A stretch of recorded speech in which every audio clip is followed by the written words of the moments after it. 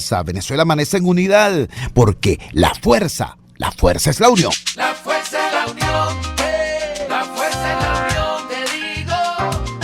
Venga toda Venezuela a organizarse. La fuerza es la unión, la fuerza es la unión. Y a poner tu granito de arena, dale por Venezuela. Actívate, en la unión está la fuerza. Por eso te digo que la fuerza es la unión.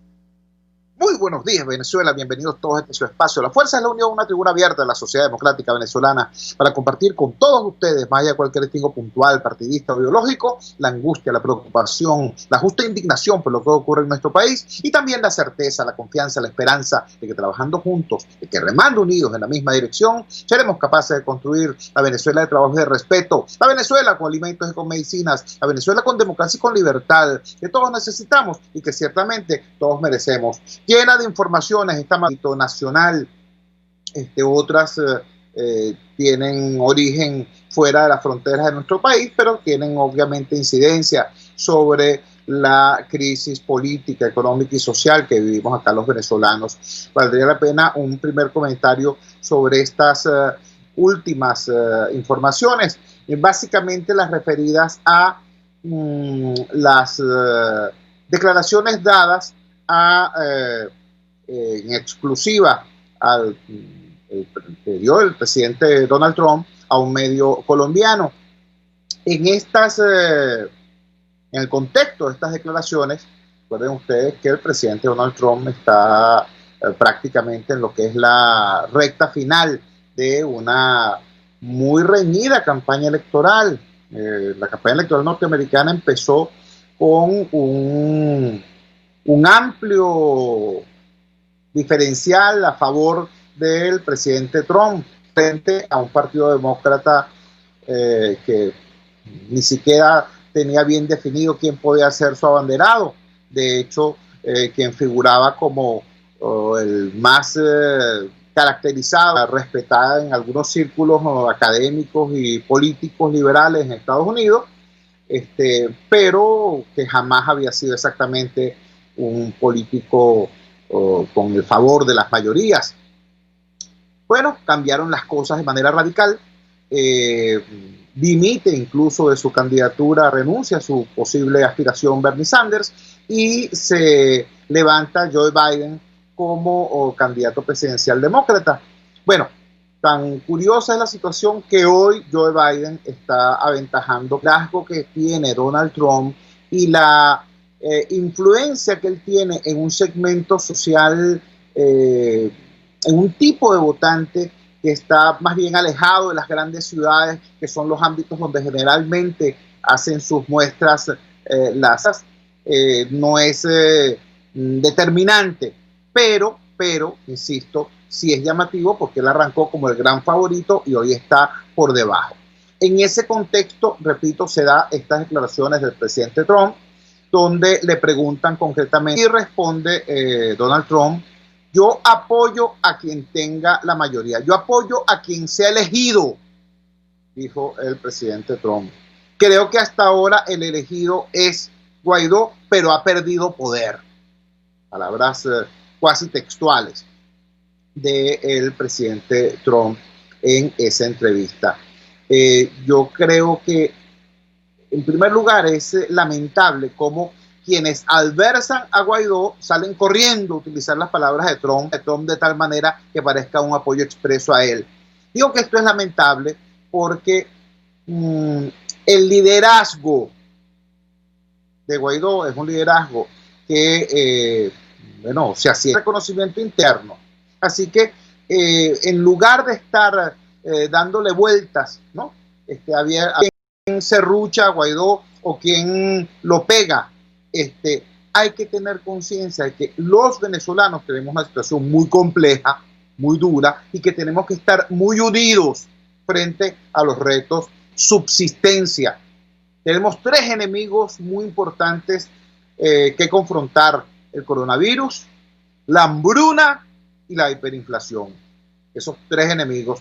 ¿Cómo enfrentar la confrontación exitosa con estos tres adversarios terribles en el ámbito de lo económico, en el ámbito de lo sanitario, en el ámbito de lo social. Eso es demasiado importante. Que vengan apoyos de afuera, bueno, bienvenidos sean, estupendo. Claro que sí, sobre todo cuando estamos hablando de las economías más importantes del planeta. Pero ojo con lo que acaba de decir Donald Trump. Donald Trump dijo, vamos a apoyar a quien sea elegido. ¿Qué? Digo esto como advertencia porque hay por allí una tesis peregrina, ¿no? De que si llegamos a diciembre de este año, ¿no?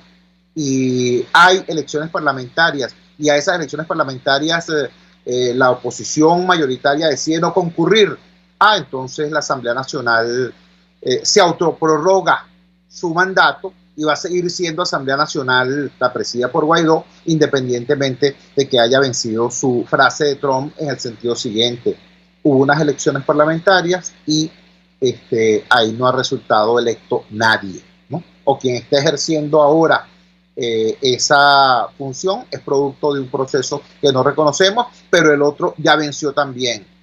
Ojo con esto. Yo creo que la dirección política de la oposición venezolana tiene que reflexionar con mucha profundidad sobre todo esto, que se opone de manera decidida y firme al régimen de Maduro Moros, pero que no ha encontrado hasta el presente una dirección política que sea capaz de orientarla no hacia las frustraciones, sino hacia la victoria. Hemos tenido esperanzas y el pueblo venezolano ha hecho absolutamente todo lo que se le ha pedido. Se le pidió que marchara y marchó, se le pidió que votara y votó, se le pidió que se abstuviera y se abstuvo, de todo. O que pone en peligro nada más y nada menos que la viabilidad del proyecto nacional venezolano. Estoy diciéndolo con todas sus letras. En elecciones pasadas, si ganaba la oposición, perdía el gobierno. Si ganaba el gobierno, perdió la oposición. En este momento crítico que vivimos los venezolanos, corremos el peligro no de que gane uno y pierda el otro. Corremos el peligro de que se disuelva el presidente Donald Trump. Pueden servir de acicate a una reflexión que hasta ahora no se ha hecho, o se ha hecho solo por partes.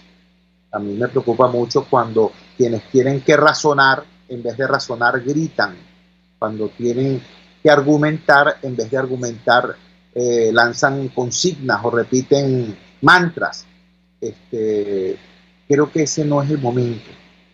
Ni es el momento tampoco de estar pensando en serrucharle el piso a tal o cual dirigente. Ese no es el punto, ¿vale? Ese no es el punto.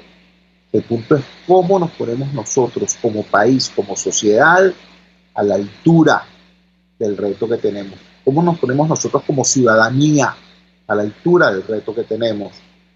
Nosotros acá tenemos desde el jueves pasado un ciclo invitando a personas con otros que están en contra de la participación electoral, es decir, unos que son pro voto y otros que son pro abstención, para que nos digan sus razones. Para hoy teníamos previsto en el primer segmento ese presidente de la Comisión de Contraloría de la Asamblea Nacional, y es una persona que está a favor de no participar en las próximas elecciones. Lamentablemente la conexión telefónica no se dio, el estudio hizo cualquier cantidad de llamadas, producción hizo cualquier cantidad de llamadas y no se dio la conexión. Vamos a seguir insistiendo, pero yo les voy a decir algo. El dilema real en este momento es sobrevivir o no sobrevivir. ¿Y qué hacer para que sobrevivir como ciudadanos y como sociedad? Usted escucha Unidad, la fuerza es la unión, con Chuo Torrealba por RCR 750 AM. Sintonícenos a través de Periscope, @RCR750, la radio que se ve. En RCR somos vanguardia. Toda la programación de tu RCR está. No te pierdas ni un segundo de nuestra programación. No hay excusa ni cadena que valga para que dejes de escucharnos. Ingresa a RC. Y así nos va, el espacio donde se tocan los temas más candentes de interés político y nacional. Y así nos va, En este programa, la picardía y el humor inteligente son los protagonistas. Pura cabilla. Lara y Hernán a las 4 de la tarde por RCR 750 AM. Opinión, ideas en debate. Usted escucha a Chuo Torrealba en... Vamos ahora con nuestro invitado previsto para esta hora, el ingeniero Jorge Alejandro Rodríguez. Pues Alejandro Rodríguez es un experto venezolano además en finanzas internacionales y es una persona que ha hecho un seguimiento estricto, cercano a todo lo que ha ocurrido con el tema de Citgo. Yo tengo que decirlo con preocupación. Con Citgo nos ha ocurrido de todo en los tiempos recientes. Todos estamos de acuerdo a estas alturas que quien en primer lugar puso en peligro a Citgo fue la administración de Chávez y la administración de Maduro. Chávez porque cometió un conjunto de tropelías que hizo posible que demandaran a la nación y de esa manera poner en riesgo a Citgo. Y Maduro, bueno, por el manejo torpe de todo lo que eso significó como proceso judicial. En eso estamos de acuerdo todos. Ahora, hay un conjunto de diligencias que fueron practicadas posteriormente por el presidente interino, por el presidente Guaidó, tanto en su condición, repito, de gobernante como en su condición de presidente de la Asamblea Nacional, que han tenido un curso curioso. O sea, cuando las cosas van bien, entonces dicen, no, hemos salvado. Bueno, pero es que Citgo estaba perdida. Eso estaba perdido ya. Más bien es mucho lo que se ha hecho. En este programa hemos escuchado opiniones explicándonos lo importante que es Citgo como activo para la posible reconstrucción de este país, como palanca para la reconstrucción de este país. Pero además de la importancia de Citgo como activo, está el tema de la importancia de la transparencia como valor en la gestión de un gobierno que se diga democrático. Por eso tenemos en línea, repito, a Jorge Alejandro Rodríguez. Te escuchamos. Buenas noches para las Fuerzas de la Unión. Hay un tema fundamental hoy día, contrario a lo que lamentablemente se ha querido informar desde la vocería de Juan Guaidó. Hay una sentencia firme contra Venezuela, ejecutando ya las acciones de Citgo. Esa sentencia ya fue tomada, o sea, sobre esto no podemos llamarnos a engaño. Ahora bien, tenemos todavía queda la posibilidad de que los venezolanos podamos observar esa propiedad para la recuperación de nuestro país. La pasada semana, el día jueves, nosotros, un grupo de ciudadanos, está también nuestro amigo Henry Falcón, como ciudadanos hemos llevado adelante, además en representación de algunas organizaciones políticas, etcétera, un escrito muy especial, un recurso especial, mejor dicho, no un escrito, un recurso especial ante la Corte de Delaware, responsable pues de esta ejecución ya de estas medidas. Es decir, la Corte Federal donde ha terminado de dirimir este caso.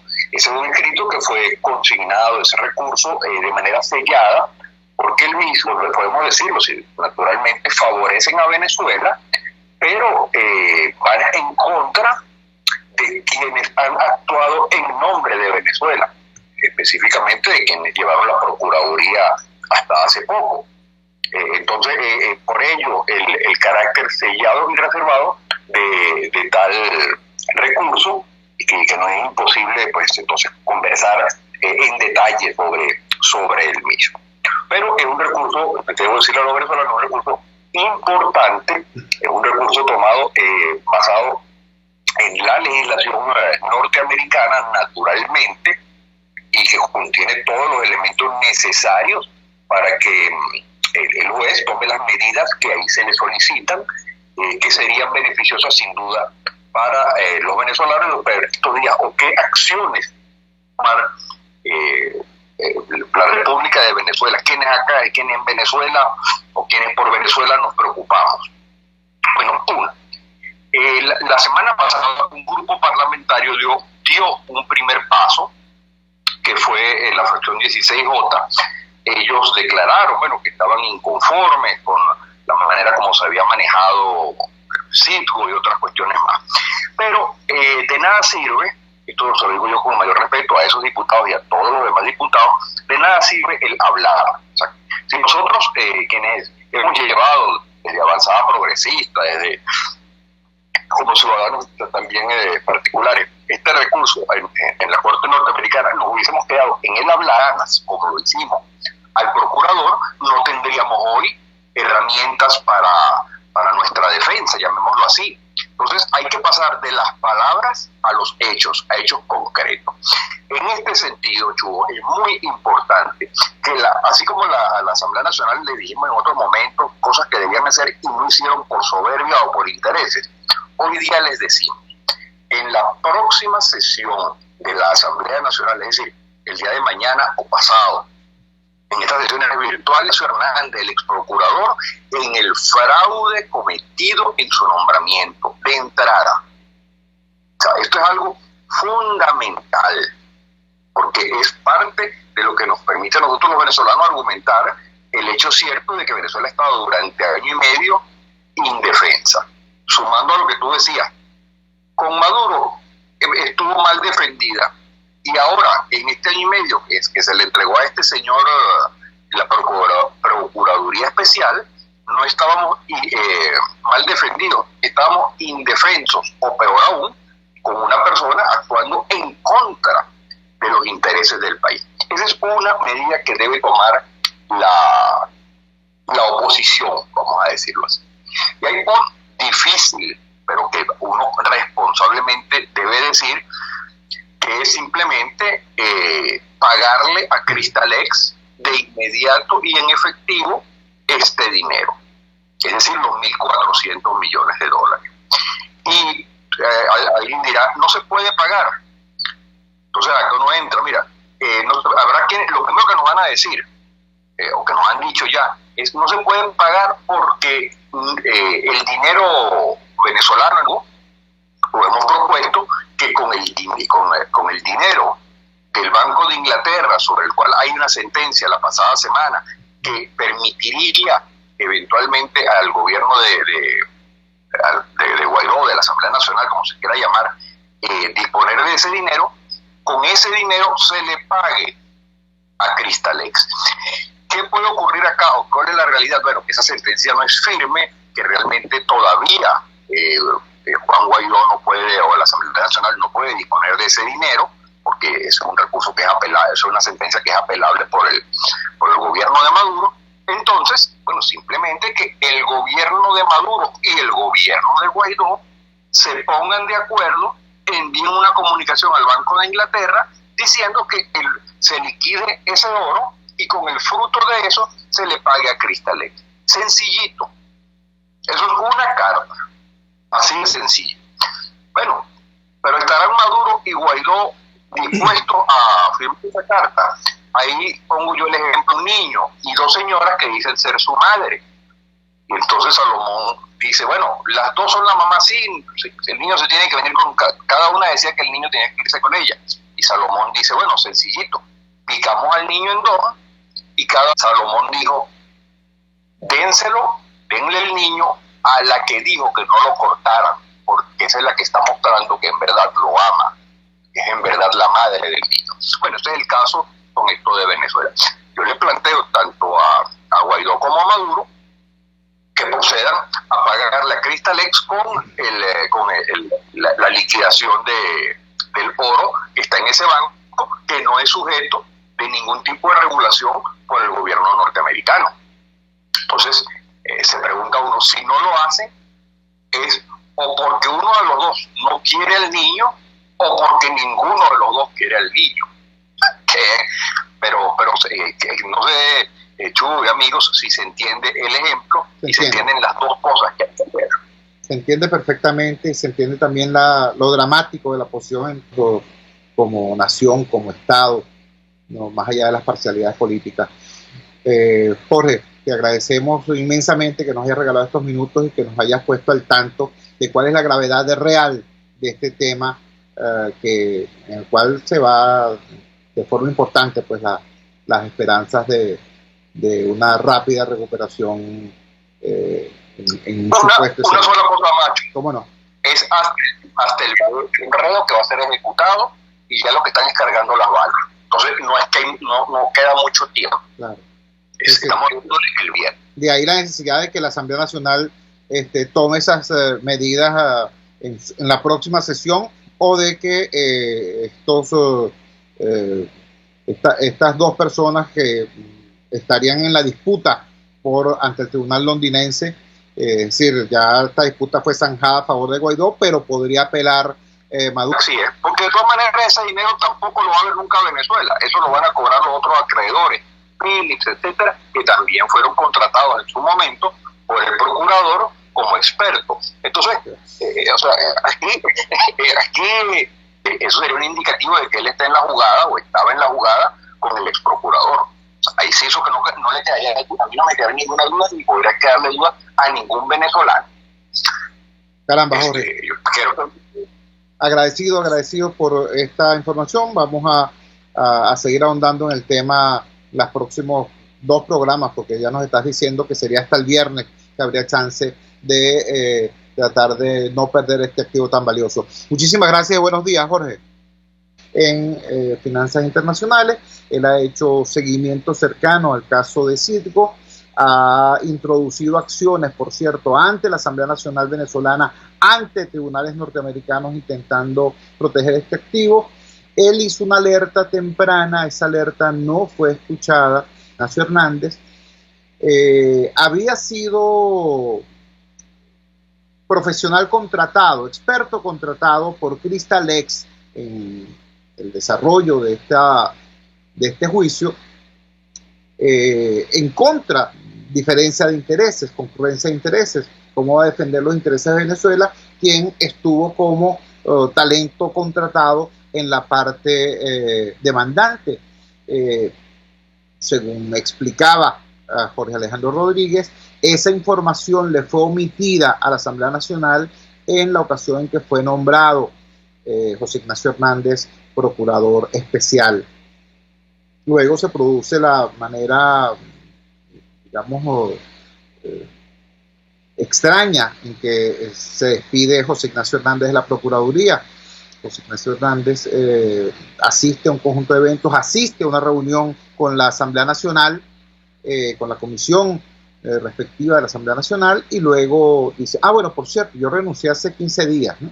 Envié una carta, así fue explicado por diversos expertos la importancia de Citgo como activo para la República. Si hay posibilidad de salvaguardarlo, aún sería interesante conocer cuáles son las alternativas. Ya escuchamos a Jorge Alejandro Rodríguez, vamos a buscar otros testimonios y otros expertos que nos puedan iluminar al respecto. Vamos a la siguiente pausa comercial y ya regresamos con muchísimo más de La Fuerza. La Fuerza es la Unión. Les estamos presentando Unidad, la fuerza es la unión, solo por RCR 750 AM. Puedes seguirnos en nuestras redes sociales. En Twitter, @RCR750, la radio que se ve. A mitad de Internacional, La Linterna, con Diego Bautista Urbaneja. Relájese al son de buena música. Participe y forme parte. 750 AM. Pluralidad contigo. Respeto contigo. Responsables a viernes a la 1 de la tarde. Contigo. Solo por RCR 750 AM. Porque lo bueno También la puedes seguir a través de la internet. Audio y video en tiempo real. Noticias y mucho más. No te pierdas ni un segundo de nuestra programación. No hay excusa ni cadena que valga para que dejes de escucharnos. Ingresa a rcr.tv. Unidad, la fuerza es la unión, solo por RCR 750 AM. Regresamos a La Fuerza es la Unión.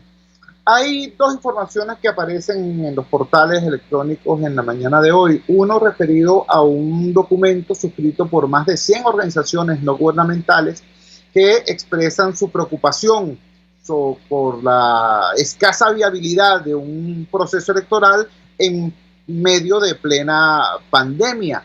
Este documento está circulando desde finales de la pasada semana.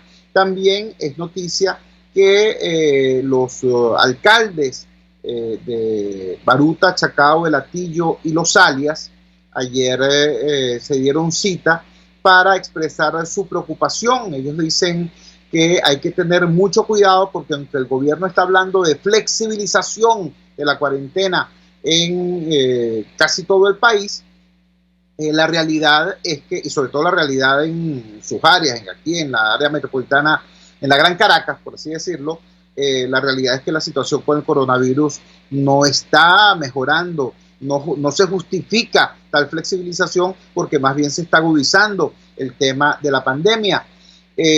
Digo todo esto porque, de acuerdo al cronograma anunciado por el nuevo Consejo Nacional Electoral, hoy empezaría el proceso de inscripción de nuevos votantes, un proceso que estaría concentrado en apenas 13 días, sería desde hoy, 13 de julio, hasta el próximo 26 de julio. Ya el periodista experto en materia electoral, Eugenio Martínez, ha señalado, él publicó en la red social Twitter un largo hilo explicando cómo el Consejo Nacional Electoral ha desoído las recomendaciones internacionales sobre cómo combinar acciones electorales o actividades electorales con los peligros y cuidados que hay que tener en la pandemia. A propósito de todo eso, queremos conversar con Andrés Caleca. Andrés Caleca es expresidente del Consejo Nacional Electoral y es una opinión que nos ha dado ciertamente luces sobre toda esta situación. Andrés, gracias por atender nuestra llamada madrugadora. Dinos, ¿qué antes, sin que se tenga conocimiento de las medidas de precaución frente al posible contagio en plena pandemia? Buenos días, te escuchamos. Buenos días, Chuy, buenos días a toda la radio audiencia. Mira, Chuy, no solo el problema de la pandemia, que ya es un problema sumamente grave, sino es todo el tinglado que está montando el Consejo Nacional Electoral para hacer unas elecciones en 5 meses, que no va a funcionar. No va a funcionar de ninguna manera. Yo se los vengo advirtiendo desde hace algún tiempo y desde hace el año pasado vengo diciendo, antes de que se quemaran las máquinas de Mariche y antes de que apareciera la pandemia, que unas elecciones parlamentarias requieren por lo menos 10 meses de preparación, dadas las circunstancias en que se encuentra el Consejo Nacional Electoral y la plataforma electoral de Venezuela. Imagínate después de que se quemaron las máquinas y ahora en medio de una pandemia. Imagínate tú, por ejemplo, esta fase que se comienza hoy, la fase del registro electoral, que no es solo, quiero aclarar, para la inscripción de nuevos votantes, sino también para la reubicación de los votantes que se han mudado, que se han cambiado de residencia y que cambian el destino de su voto. Mira, en Venezuela se ha producido un proceso de migración interna gigantesco que no ha sido ponderado por ninguna autoridad, pero que todos sabemos que existe. Y no me refiero a la emigración al exterior, a la diáspora nuestra, 5 millones de venezolanos o 6 que se han ido del país. No, me refiero a la cantidad de venezolanos que se han tenido que ir del Zulia, del sur del país, del oriente del país, que se han tenido que venir al centro de Venezuela buscando una posibilidad de sobrevivir, porque los extremos del país se están desintegrando. La situación del sur del país es desastrosa. La del Zulia, bueno, todos la conocen, la de Oriente. Entonces, toda esa gente ha migrado a Valencia de la actualización del registro electoral, no solo los nuevos votantes. Entonces, imagínate, esta gente hace en este cronograma, ilegal por cierto, ya vamos a hablar de eso, pone 13 días en medio de una epidemia como la que estamos viviendo, y pandemia no ha llegado a su punto más álgido, sino que se está desarrollando precisamente en este momento. Está saltando de una progresión aritmética el número de contagiados a una progresión geométrica, tal como lo preveían los científicos de este país, y que fueron amenazados, por cierto, con cárcel por el señor Diosdado Cabello, que bueno, gracias a eso que llaman karma, ahora se contagió él mismo, y la mitad del alto gobierno. Bueno, fíjate la situación que estamos, ellos mismos lo están viviendo en carne propia, en sus familias, en sus entornos, y ya nosotros vemos nuestros vecinos, ya parecen vecinos, porque la gente decía, no creo mucho en el coronavirus porque no conozco a nadie que lo tenga. Bueno, ya estamos conociendo gente que lo tiene. Eso es lo que está ocurriendo. Pero volvamos al proceso electoral. Mira, nos estamos encaminando, y yo vengo alertándolo, y gracias a tu programa lo he podido hacer por esta vía, nos estamos encaminando a una chapuza electoral. Mira, esto ha sido que se interrumpió el proceso de la Asamblea Nacional y se produjo la designación por parte del Tribunal Supremo de Justicia. Pero lo primero que hace este Consejo Nacional Electoral, la primera medida que toma, es violar la Constitución cuando aumenta de manera, ¿sabe en base a qué y a cuál resolución? Violando el artículo 186 de la Constitución Nacional, que establece cuál es la base poblacional para calcular el número de diputados que integran la Asamblea. El 1.1% dice la Constitución. Bueno, lo han bajado de un plumazo al 0.4%. Han cambiado la Constitución los señores del Consejo Nacional Electoral. No tienen potestad para eso. Nadie tiene potestad para eso, sino el pueblo en referéndum, de acuerdo a lo que dice la propia Constitución. Inmediatamente después, entonces, convocan un proceso electoral con 5 meses de anticipación, cuando todas las leyes electorales establecen que el cronograma electoral debe tener por lo menos 6 meses antes de una elección, con una lista nacional de diputados que nadie sabe de dónde sale. Miren, el Parlamento venezolano, según la Constitución, es representativo de las regiones del país y proporcionalmente representativo. Las decisiones que ha tomado este Consejo Electoral permiten, nos van a llevar a dos cosas. Primero, que va a haber unos diputados que son efectivamente, como dice la Constitución, representantes de cada una de sus regiones. Son los que van nominalmente electos en cada circunscripción y la lista regional de cada estado. Bueno, ahora, además de eso, hay unos diputados que nadie sabe de dónde salen, de una lista nacional, que representan a quién, a toda Venezuela, esencia de lo que es un parlamento que es representativo de las regiones del país. Y muy importante, representativo proporcionalmente. Con el sistema que ha aprobado este Consejo Nacional Electoral, un diputado de Amazonas va a salir electo, acuérdate de mí, tú, si es que se hacen las elecciones, va a salir electo un diputado de Amazonas con 200 votos, mientras que un diputado del Zulia le va a costar 500,000 votos salir. Entonces no hay ninguna proporcionalidad. ¿Por qué hacen esto? Bueno, porque el PSUV quiere asegurarse las 2/3 partes de la Asamblea Nacional. Por otra parte, vamos a analizar la plataforma electoral. El señor Rafael Simón Jiménez anunció que se habían adquirido 15,000 máquinas, nadie sabe dónde máquinas, y que se pueda rehacer un software para que esas máquinas corran. Bueno, de acuerdo a la experiencia que tenemos, si las elecciones son similares a las del 2015, bueno, eso estamos contando una máquina por centro de votación, no por mesa. Las mesas son 33,000, las mesas electorales. Es decir, que vamos a un proceso manual, vamos a un proceso híbrido. ¿Cómo va a ser eso? Se van a unificar los centros de votación. Donde antes habían 10 mesas electorales, ahora va a haber una. Es decir, mira, una chapuza por donde quiera que tú la veas. De manera que... Del mayo del 2018 hubo 23,000 máquinas. Si ahora están pensando en 15,000 máquinas, estarían pensando también, es posible prever grandes concentraciones. Yo te digo, es decir, imagínate una máquina agrupando 10 o más mesas electorales. Te podrás imaginar el desastre. Yo me imagino mi centro de votación, que es aquí el Eguiarocha en San Antonio de los Altos. Es un centro de votación con una cantidad de mesas grandes. Ahora, bueno, ahí tendremos una sola máquina para votar. Bueno, eso va a ser un desastre, contagiando a todo el mundo. Mira, hemos estado viendo las actividades del Consejo Nacional Electoral, y lo ha dicho mucho Eugenio Martínez, que tú lo citaste hoy. De las 80 y pico de actividades que significa para el Consejo Electoral, independientemente de la campaña electoral, que es otro tema gravísimo también, ¿no? Pero en las actividades del Consejo Nacional Electoral, empezando por esta del registro que inicia hoy, en una situación de pandemia, en una electoral, que ponen en peligro de contagio a los funcionarios del Consejo Electoral que existen, que quedan, porque casi no hay funcionarios del Consejo Electoral, y a la población venezolana. Es decir, cada venezolano que va hoy a registrar sus datos, que logre ir a registrar sus datos en el registro electoral, mira, está violando la cuarentena. Eso es así de sencillo. Y el gobierno está induciendo eso y hace una campaña, Chugo, verdad que descarada, a través de BTV. Ayer estuve viendo un rato BTV, que eso cuesta mucho, yo lo sé, pero a veces hay que hacerlo. Me puse a ver varias y te ponen unos personajes allí vestidos con unos trajes de bioseguridad que serán repartidos en todos los centros electorales para garantizar la seguridad del personal y de la gente. Señores, unos trajes de bioseguridad que no le han entregado ni a los médicos en los hospitales, que se nos están muriendo de COVID los médicos en los hospitales porque no tienen ni guantes ni mascarilla y mucho menos los trajes de bioseguridad, eso que dicen que nadie ha visto, sino que se lo ponen para hacer las propagandas en BTV, engañando al país, conduciendo al país a una chapuza electoral. Y estos rectores se prestan a eso.